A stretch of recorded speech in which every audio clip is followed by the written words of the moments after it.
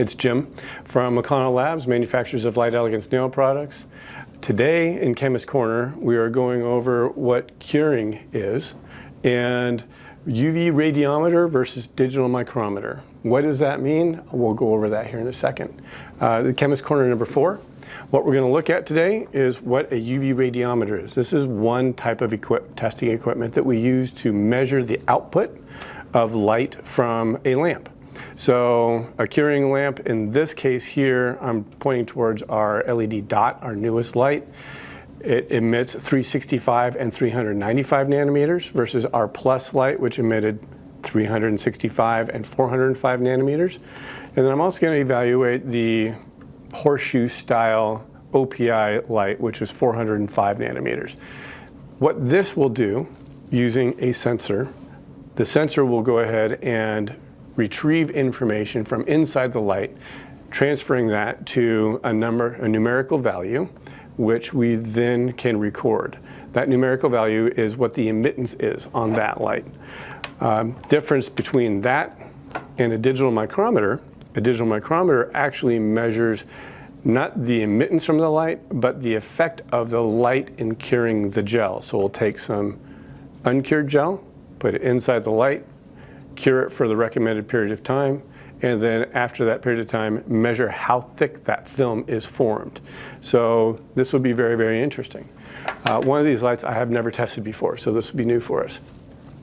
The key thing here is that when we're talking about the cure thickness, we take a gel. So the gel that I have here on the form is represented by these two flat lines. The light comes down from the light and cures the gel. On the top surface, once we remove the sticky layer, we'll have 100% cure, and I use quotation marks because it's not really 100% cured, but it's pretty close-ish. But at the bottom, we have 0% cured. That is still liquid.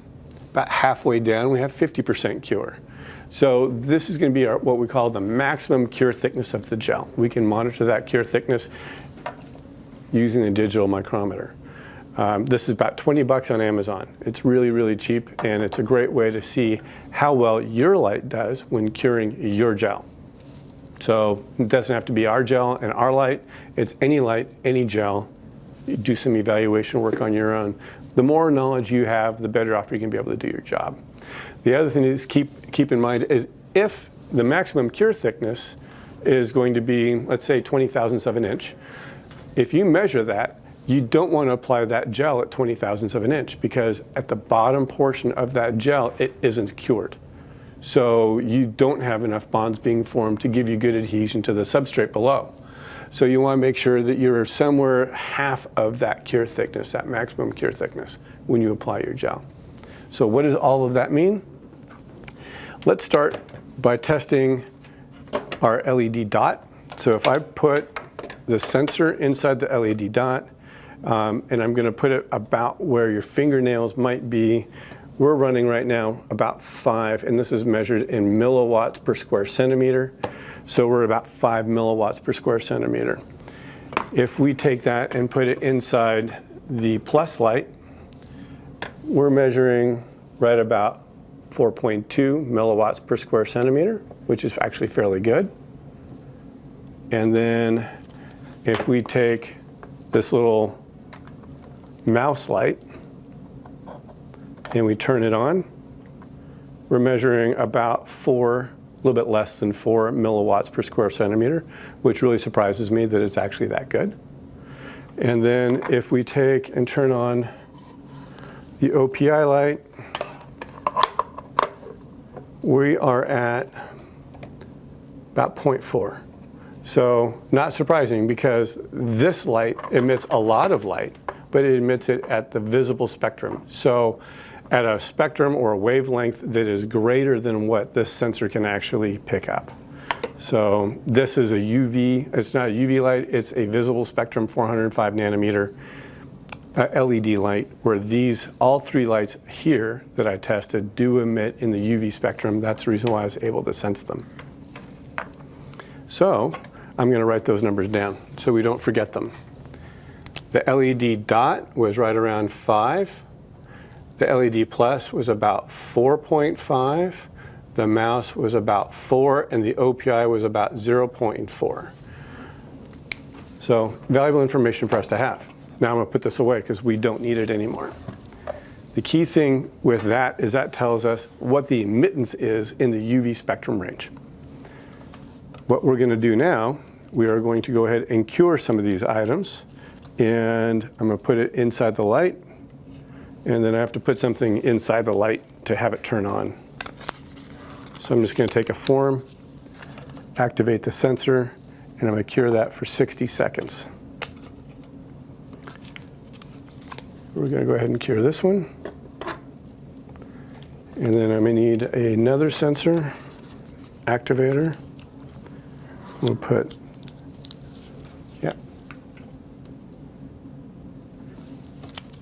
activate this one. Turn this one on for 60 seconds. And put that in. Now the key thing on our gels is that we do formulate our gels so they will cure at 405 nanometers, 395 nanometers, 365 nanometers. So we should get good curing all the way around. We'll come back and revisit this here in a little bit. All right, so now all the curing has been done. It's completed after 60 seconds. So now I take a lint-free cleansing wipe and a little bit of cleanser. And what I'm going to do is I'm going to go ahead and cleanse this top layer of the gel, peel that gel off of the form. On the form, you're going to see that there's still a little uncured gel there. That's the 0% that I was telling you about earlier. And we're going to go ahead and cleanse off the bottom portion. And then at that one location where it was not cured underneath, I'm going to go ahead and measure the cure thickness. And we are at 0.0445. So that is 44.5 thousandths of an inch cure thickness in the OPI light. So we're going to go ahead and do cure thickness.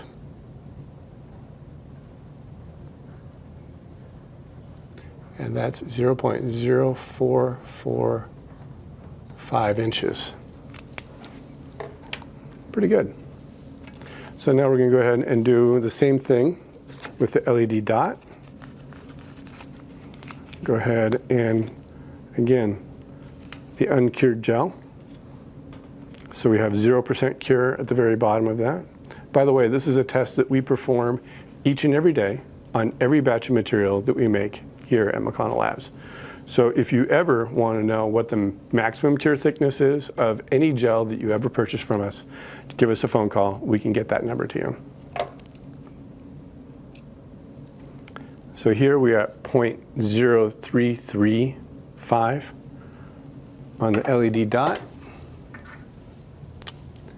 So, wrong color. 0.0335 inches. Now we'll try the plus light. Clean off the sticky layer. The reason why I clean off the sticky layer is it's not good to handle uncured gel if you can avoid it. So that's what we're trying to do, is avoid it. Again, remove the uncured gel from the bottom side. Measure it. 0.0250. Write that down. 0.0250 inches. And then this is the little mouse light. And I've never tested this light before, so this will be interesting to see.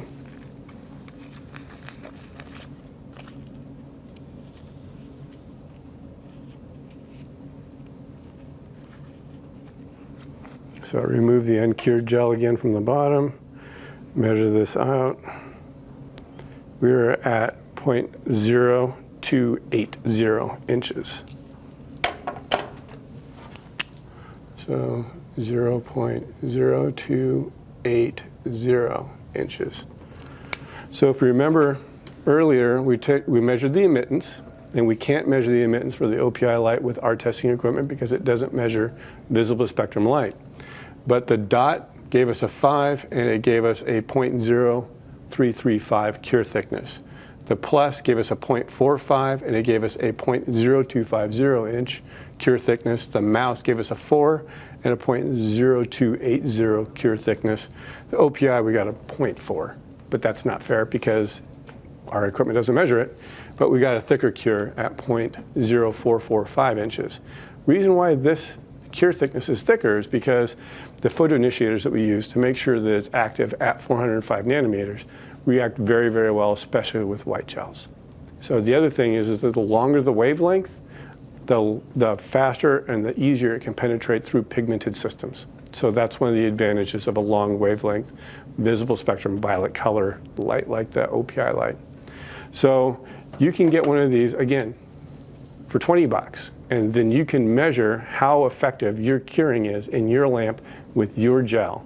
And then you can also figure out how old or how long your light is going to last if you want to buy one of these things and keep a log. So you can tell, take a look at the gel, write down, this is our ideal white builder gel. Write down in your log ideal white, write down the lot number from the bottom, write down the date that you do your testing, and write down the results from your testing. And then every 3 months, repeat that test using something as simple as a $20 piece of equipment that you buy from Amazon.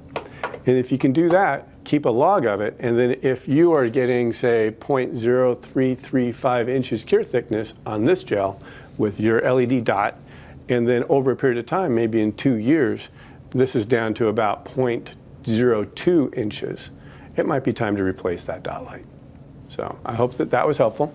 Again, Jim McConnell, Chemist Corner, McConnell Labs, manufacturers of light elegance gel nail products. Thank you.